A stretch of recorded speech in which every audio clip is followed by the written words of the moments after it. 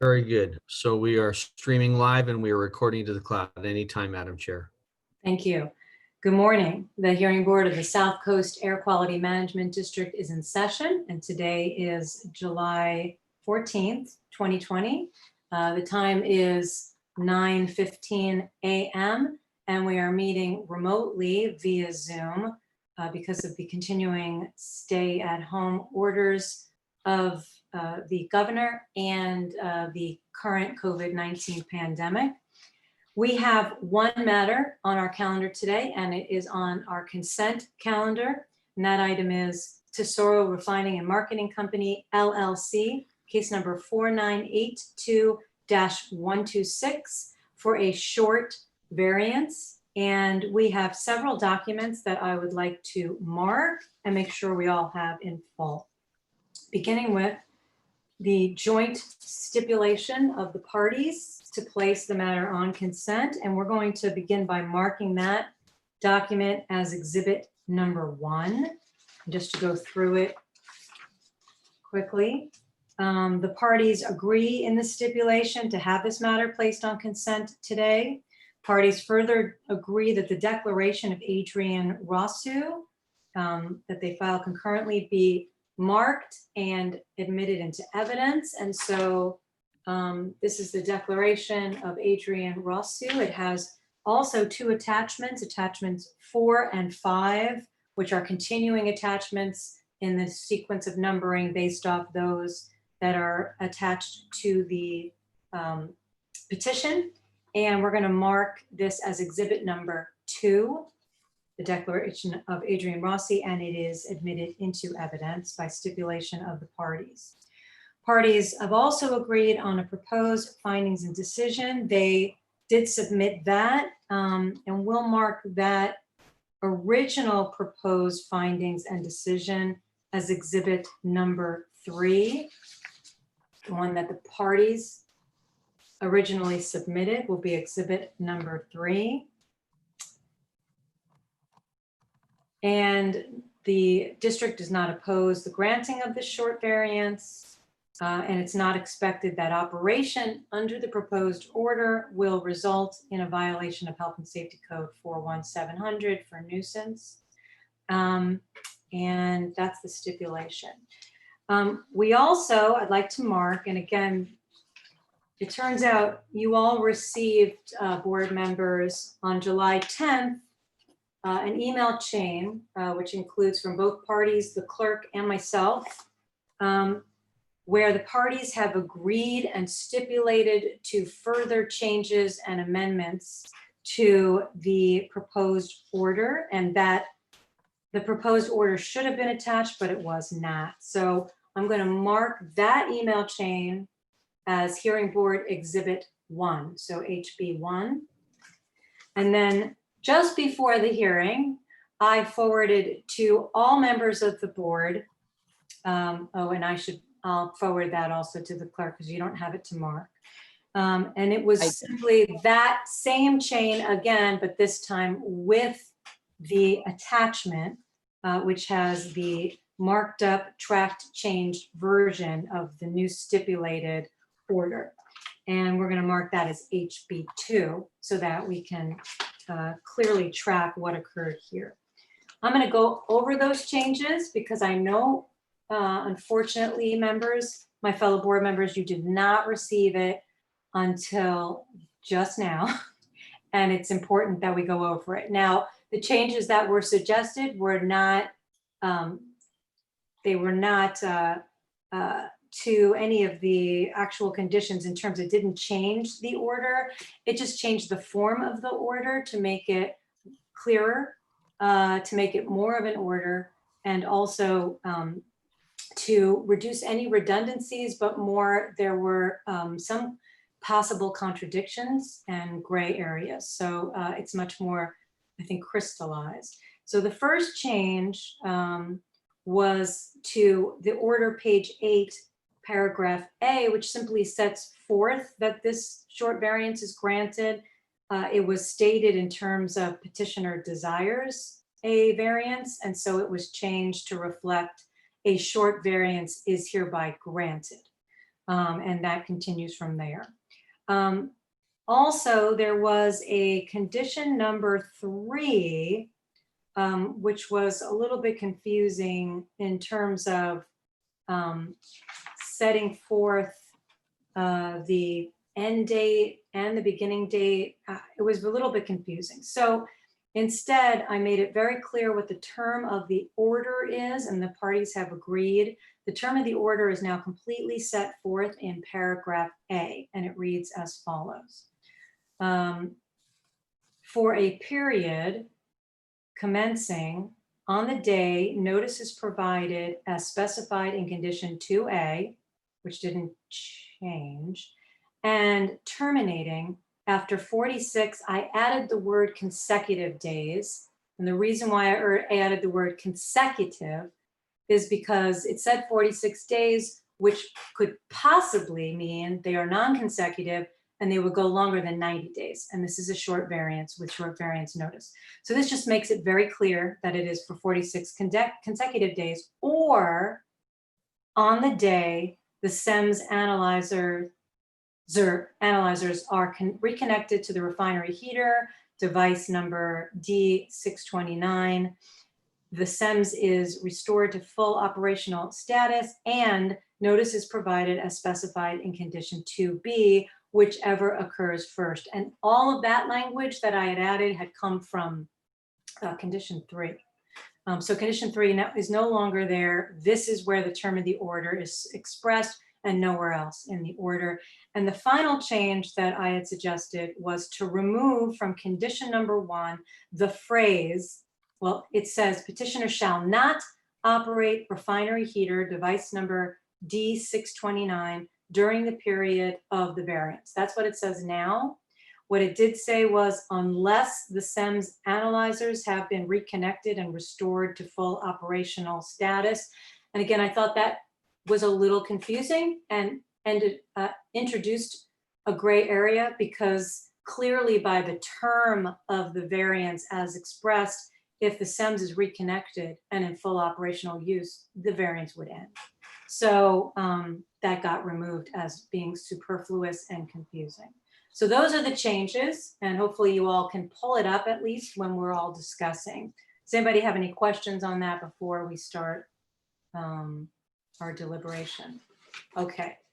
Then seeing that, I see a number of people that are on the Zoom conference with us. I don't believe any of them are members of the public, but I'm going to ask right now that if there is any member of the public who is present and wishes to be heard on this matter, please raise your hand or otherwise indicate for the board that you wish to address the board.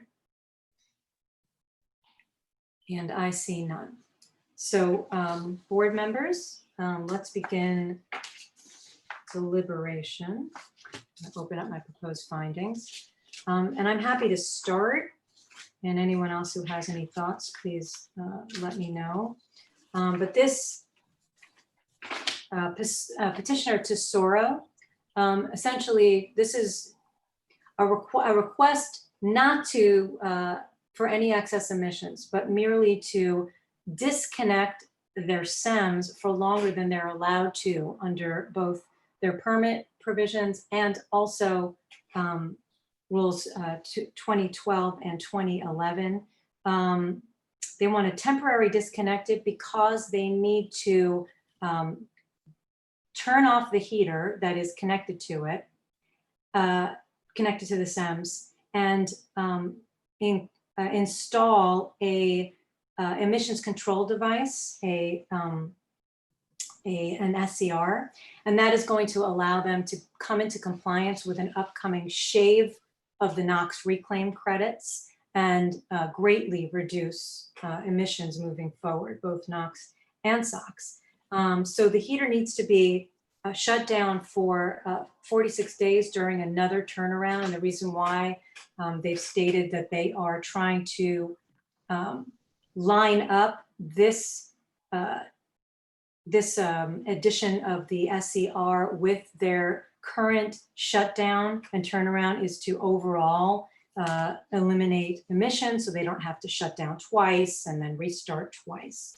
So there are a number of subsections of Rule 2011 and 2012, which they'll be out of compliance with during this time. And all of them have to do with the fact that they are required to have a SEMS, which is continuously in use and monitoring continuing emissions. They also will be in violation of permit conditions, which similarly require a SEMS and it to be maintained and operated and continuously measuring concentrations, and a requirement that they report those concentrations, which are continuously monitored. Non-compliance is due to conditions, I believe, beyond their reasonable control. They want to be in compliance with, and they have to be in compliance with, the upcoming NOx shave of NOx credits under reclaim. So they will need this SCR. This SCR is going to reduce emissions by 45,400 pounds of NOx per year. So they need to do that, and they're required to shut down, and it's going to take about up to 46 days for them to shut down the heater and do all of this. They have to take down the stack, which includes the SEMS, and all of that work is going to take a significant amount of time, and that makes it beyond their reasonable control to comply with those provisions that require continuous monitoring. If requiring compliance would result in an arbitrary or unreasonable taking of property, if they don't have this variance and they can't shut down for the amount of time that they need to, then they cannot install the SCR and they can't be in compliance. And they'll lose the, they'll have a lot of violations, and in addition, they'll lose the capital cost of the SCR that they have purchased to install. This closing or taking would be without a corresponding benefit in reducing air contaminants. There are no excess emissions because, again, the heater that is connected will be connected to this SCR, is connected to the stack with the SEMS, will be out of commission, and the proposed order includes conditions, or a condition, which, well, one condition which requires that they not operate the heater, and another condition which requires that a blind be installed to ensure that in fact they are not operating the heater. Curtailment's not an option. They are completely shutting down the heater, and still they need a variance because the variance is from rule sections and conditions of their permit, which simply requires continuous monitoring and reporting. Reducing excess emissions to the maximum extent feasible, that's happening because there are no excess emissions. And finally, monitoring will be taken care of through the conditions of the proposed order, and in particular that the blind be installed so that it is certain that there will be no operation of the heater. So with that, and having reviewed the order, I believe that we can make all the findings and adopt this order and grant it. Does anyone else have any thoughts on that? Ms. Verdugo-Peralta and then Mr. Balagopalan. Thank you, Madam Chair. I think the most important point to me in all of this was the fact that they're not going to be emitting any excess emissions, no emissions actually, during this time. And the fact that they are so dedicated to getting all of this done ASAP, and especially to be able to come into the compliance as well as under the reclaim, the NOx shave. That also is a real important point to me, the fact that they're installing this SCR device, the selective catalytic reduction unit. So for all of those reasons, and their, I believe, good intentions here, I also can make the findings and believe that they can go forward with this. Thank you. Mr. Balagopalan? Yes, thank you, Madam Chair. I think that we have seen similar cases such as this before the board, and I think in all those cases, I've argued that there has we can make that one finding, which is there's a violation, and I think I'll double down on this one in saying there's because the source is not operating. And in addition, the source was given the authority to shut down. They were given the permit to construct, to modify the heater, to install the SCR. They even have to make changes to the SEM system. So they got the, so the only way he can do it is to shut it all down. And of course, they planned it properly so that they do it during the turnaround period. The permit to construct was issued in May of last year. So it's been more than a year, but I think they waited properly for the turnaround period so they can do it once instead of doing both time. But again, this is something that is required by regulation, that they do this, the reduction, and they're proceeding properly to do it.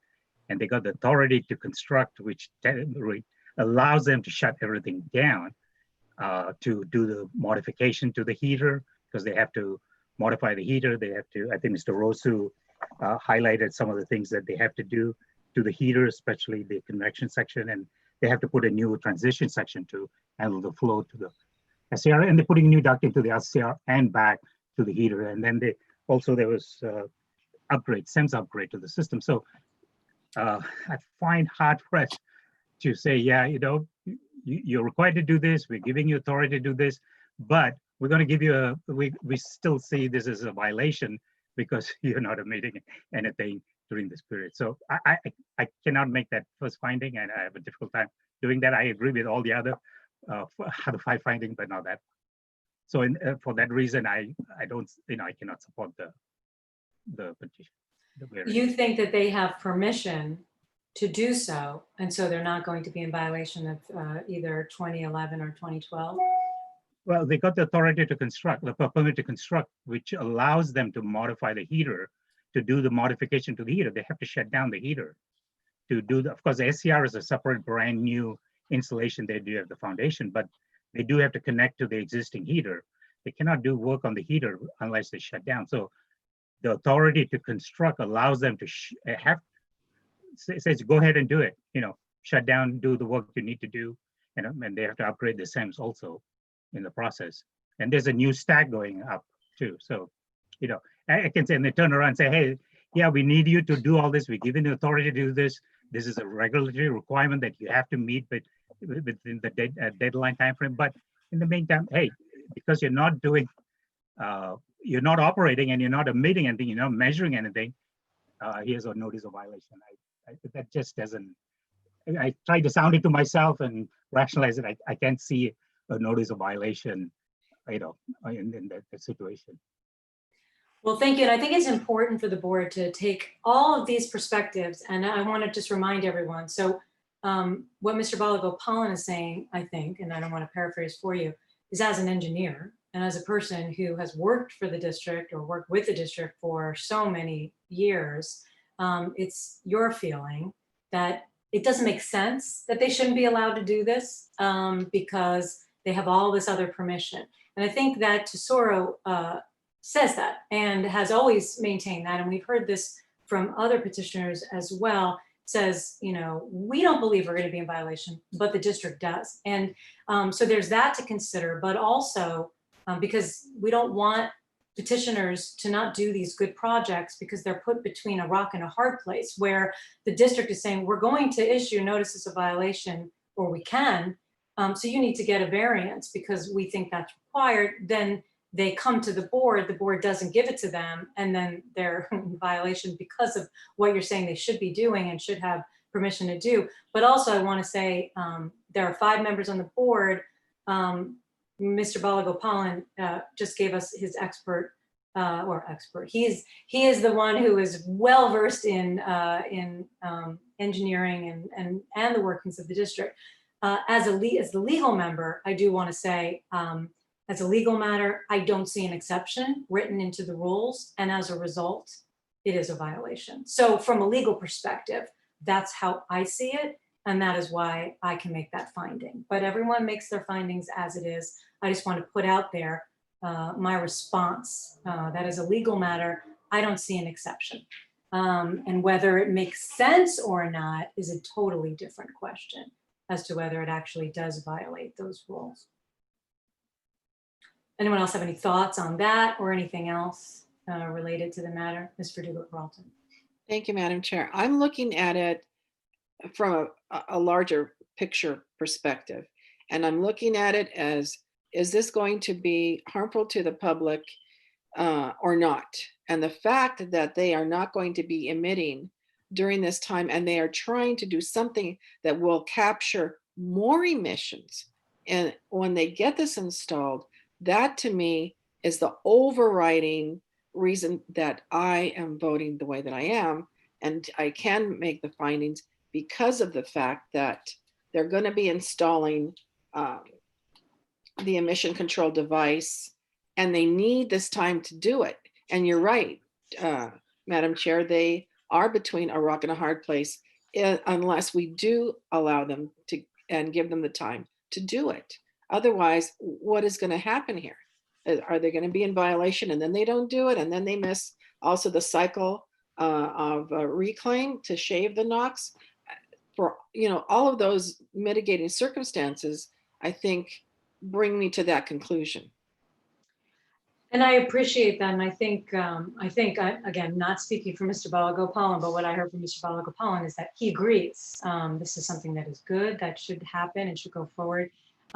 Just, we do need to make all 6 findings. And the first finding does need to be made that there is a violation or will be a violation. There is no violation currently, but there will be a violation when the Thames is disconnected and shut down for longer than the 4 days they are allowed to do so under the rule. And I just wanted to point out again that they have in pages 4 to 5 of the proposed findings in order laid out, I think, very succinctly why it is that they are technically in violation. And so that would allow us to make the finding that they are required by the black and white letters of the regulations and rules to be in compliance at all times. The only safe harbor is an exception that lasts only a few days, whereas the work that's required will last 46, maybe less, but more than what is allowed, and therefore they are technically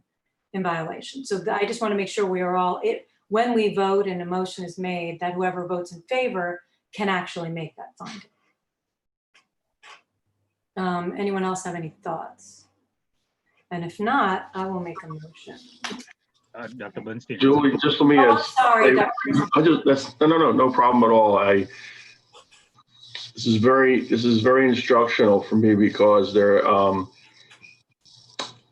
been sort of a put something aside, if you will, for a moment to look at the grander picture and to make sure that these findings can be met from my perspective. And the statements put forth by both Cynthia and Mohan, as well as yourself, Madam Chair, are thought stimulating in that there's the letter of the law and there's the intent of the law.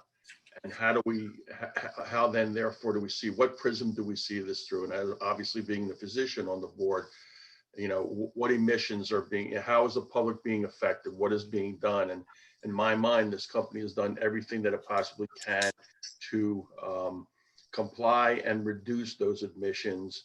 And the violation is, in my mind, was the time frame that was necessary, as well as you just mentioned. And so this was a very interesting exercise to make a determination, but I feel that given the information put forth and the thoughtful comments that were made today by my colleagues, I feel that I can in fact make those findings.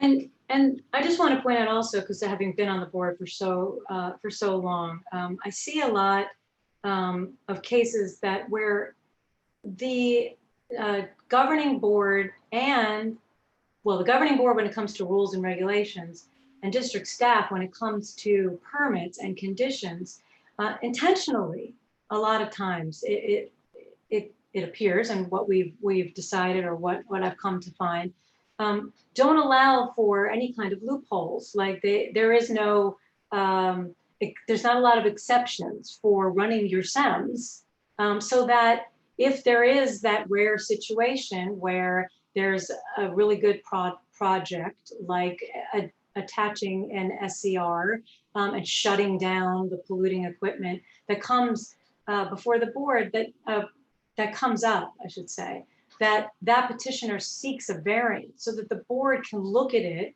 distinct from every other situation where a SEMS might be shut down for 46 days. And not just allow an exemption to be in the rule that this little that can be, you put a little foothold in, and under the unintended consequences of that, having that exception in there is that it's used for the wrong reasons because technically it fits in there. So as a result, the rule is, all these rules, I don't think we have to choose. My opinion, again, there's 5 of us. My opinion is that we don't have to choose between we want a good outcome and we want to make sure we can technically make the findings. I think both will happen here because all of these rules that are listed and all these permit conditions say you have to continuously monitor using a SEMS, and there are no exceptions. So in my mind, that's a violation. The only exception, and I'm trying to find it real quickly,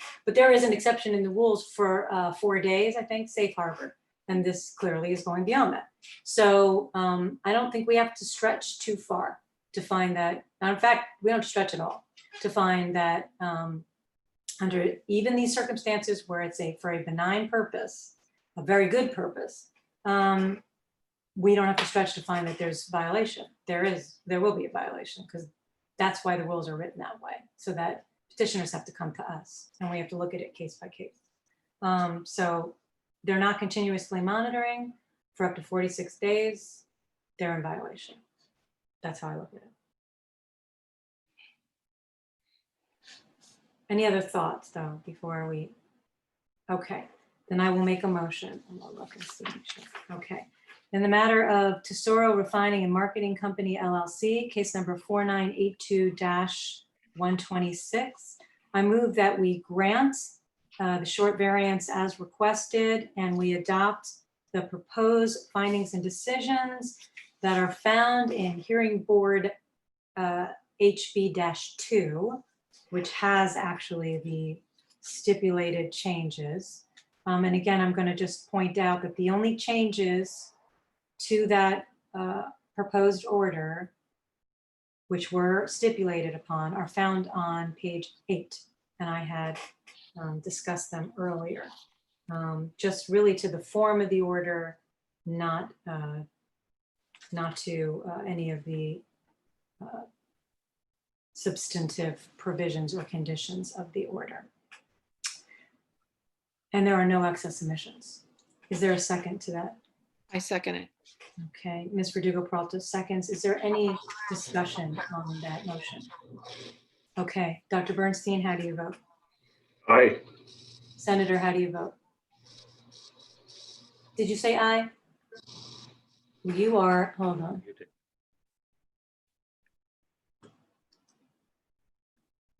I can lip read, he's saying aye, but If you are saying aye, I can't, unfortunately, I mean, I think you have to unmute your, there you go. Aye. Thank you, Senator. Mr. Balagopalan, no. and Ms. Verdugo-Peralta, you vote? Aye. I vote yes, motion passes 4-1. And some excellent discussion. And again, very important perspectives, reminding us all why there are 5 members of this board, all with excellent experience and relevant backgrounds. Okay, with that, is there any other business I will raise? Tomorrow, I'm going to conduct a short training as part of our general meeting. I don't know if there's, oh, did we? No, we did not. Okay. We didn't notice, which is fine. No.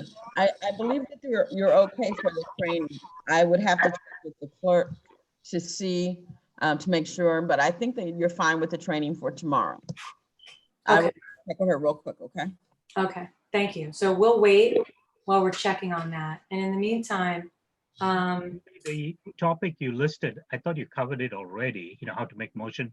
You went through quite well and gave us all those bullet points on, the things to say to make a motion. So what? I'm going to go over it again. Oh, okay. So I think Dr. Bernstein, you unfortunately were not able to join us for that training. Is that correct? No, ma'am. And I don't think I got any handout on that either, if there was. So, because as soon as Mohan was like, wait a minute, where is that?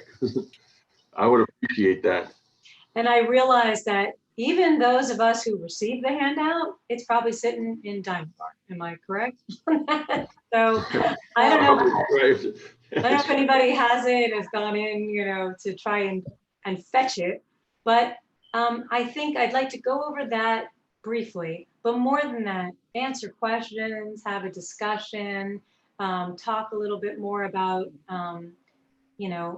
feeling comfortable enough to attempt to make motions, or at least to start by leading deliberation. And we'll talk more about it during the training, and also to then review those orders, so it's not a very foreign thing for anyone while, especially while we're working remotely. Mhm. But I wanted to add anything that anyone wanted to add. I also would appreciate more training because I don't feel comfortable yet to be able to speak up and make a motion, maybe on really short, simple things, but not the ones that are a little bit more elaborate that we've gone over. And, the hearing takes 3 or 4 hours, whatever it is. I don't feel confident enough in and yet I understand and I know how it goes about, but for me to be able to do it, I really would like a lot more training. And Oh. before I release my ability to speak here, I also want to commend Julie. I attended the brown bag lunch that was put on by, I guess, the staff of AQMD, right? And they asked Julie to go over the hearing board and the relevance. And she gave an excellent overview to the staff of what the hearing board is all about, what we do, what the limitations of our jurisdiction, if you will, authority are. And I think everybody walked away from that having a much better understanding of who we are, what we are, because honestly, when I was on the governing board, the hearing board really was not a known fact to us at all. Other than voting for who was going to be on it, that was it. No one knows, right? Yeah. I didn't know until I sat and Right. And I worked for NRDC and was before the governing board all the time, and I actually had submitted comments once, long time ago, to the hearing board. I still had no idea what this is. Right. Well, I think it was excellent presentation, and I'm sure that the staff was very thankful for that. And I wonder if you guys, as part of the training, if you all wanted to see it. I don't know if that's something you wanted. Yeah, I thought, Julie, we were not, because of the Brown Act, to participate. So if you want to send us a slide, I think that'll be nice.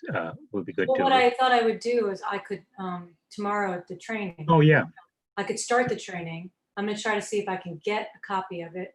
I had asked Paul a while ago, and then he had sent me who I should contact, and then I never did. So I need to do that. Al, do you know how to do that? How to get a copy of that so I could play it, or we could play it, or someone could play it? I don't know, but I can find out. Unfortunately, your training is set for the 22nd. Oh, okay. Okay, that's when your normal general meeting would have been. Why did I think it was tomorrow? Well, we did have a case on tomorrow that came off.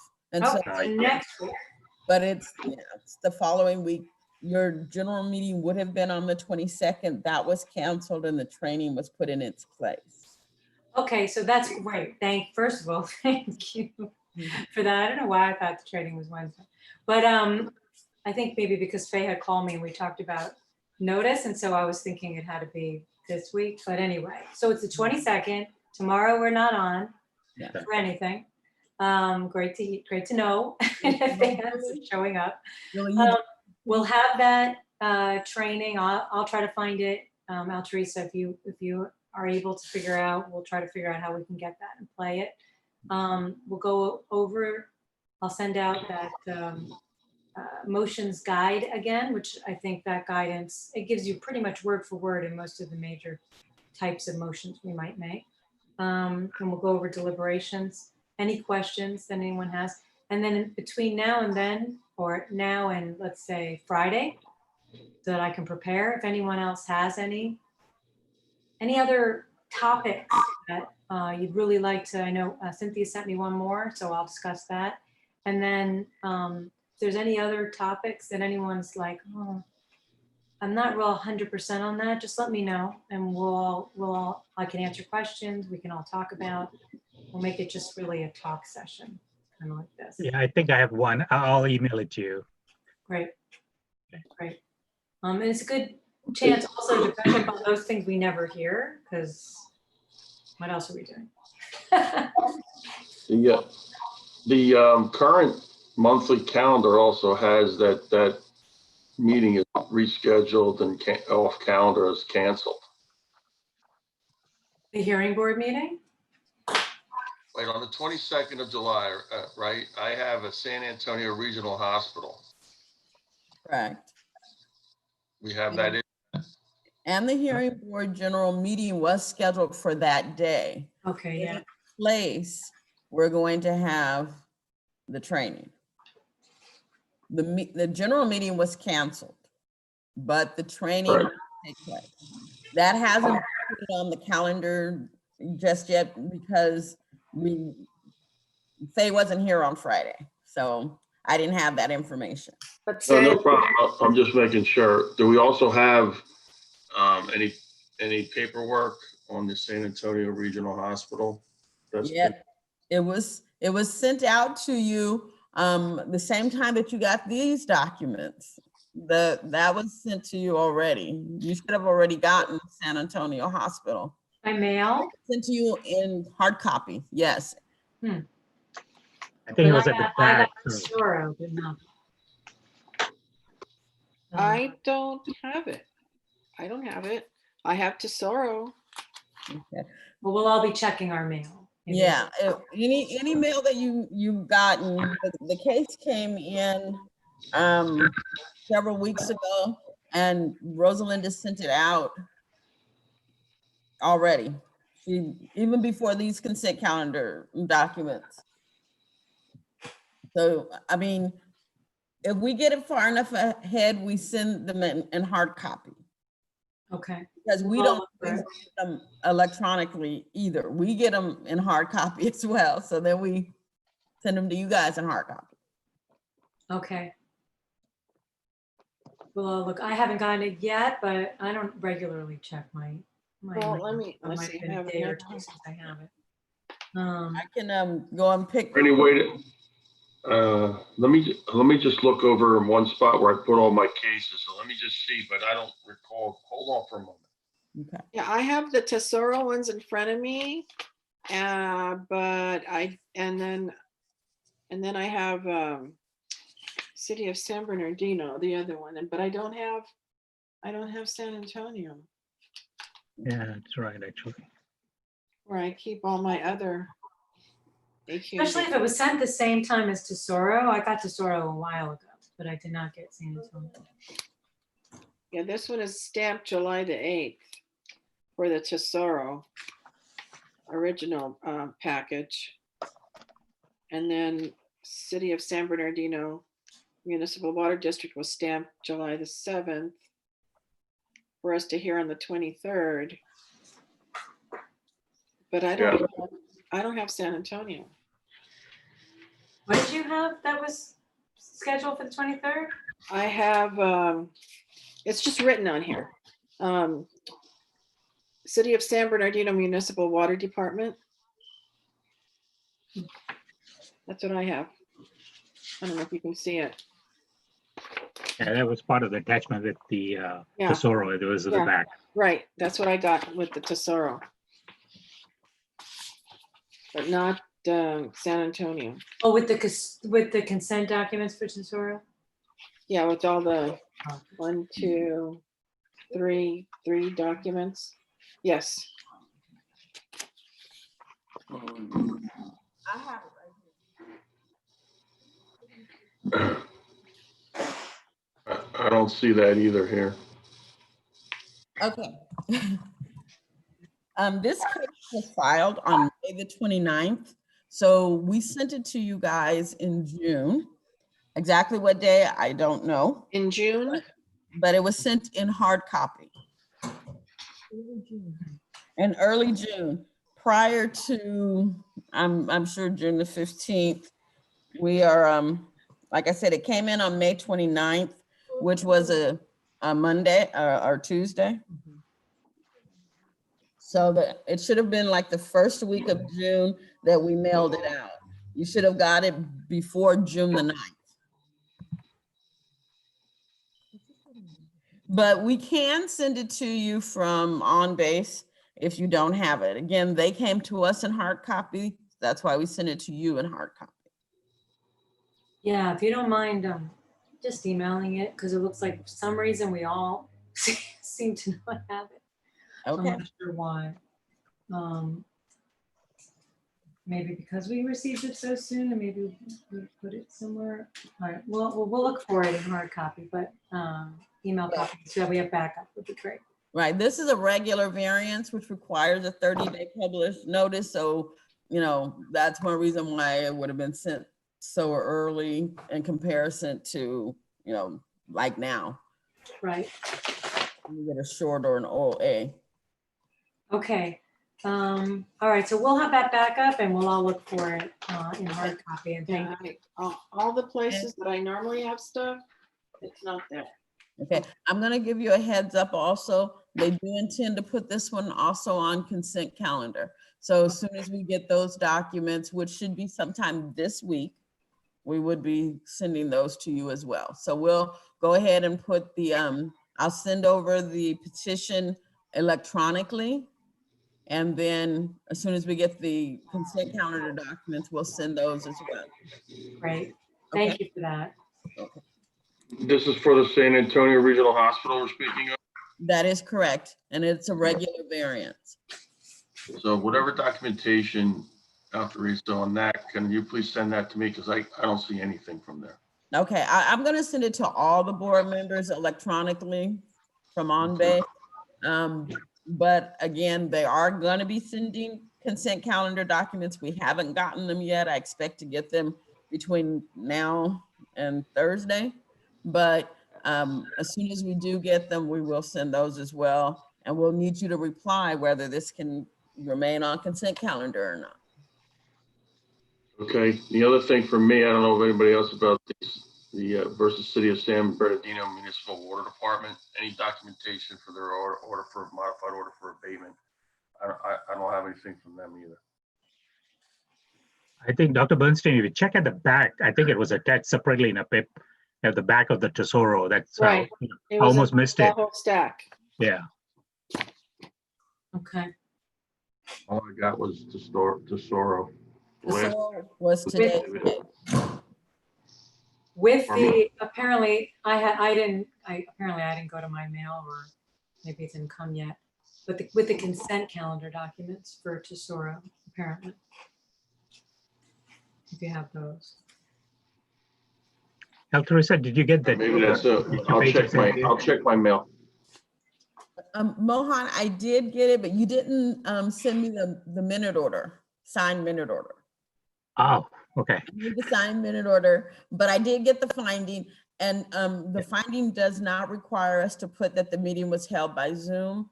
That's just something Yeah, that tells us. It's in the minute order. Yeah, okay. I got to look for that. Okay. Okay, I sent you both. Oh, you There's did? Okay, all right. The minute Okay. order, I need it signed. All right. Okay. Any other business that we should go over? And if not, we will adjourn and we'll be back next week. Okay.